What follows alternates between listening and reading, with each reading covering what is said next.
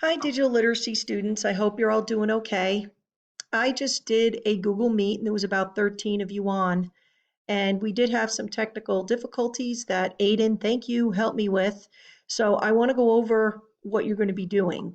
It's not going to be graded, but I just want to give you an introduction to the internet safety. So I posted a Nearpod in the Google Classroom, but I'm organizing Google Classroom a little bit differently. So what I'm doing is when I put it in Google Classroom, don't look at the stream section, look at the classwork section. And it's going to have topics here. So this way it'll be easier to organize the work. So if you click on this, it's going to have the lesson that I did with the students. And we couldn't read the screen, so I just went over some benefits and dangers of internet, and they were typing in the chat room. And I figured what would be a great idea is to do it every Monday at 2 o'clock. And I'm going to do everything by topic now. So just go on the classwork tab, so it'll be better organized for you.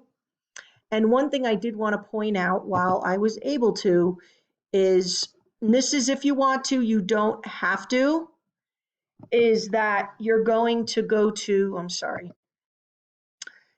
I'm going to do the preview. You're going to go to the end of the Nearpod, and there is a website that you can go to and listen to internet safety videos. So I'm just going to skip through it and show you, but this is the Nearpod, by the way, but you don't have to draw a picture or anything like that. And it's just going to give you scenarios on what you would do if you were online and these things happened to you. And then there's some true false questions that we went through. So near the end is a website called NetSafe Utah.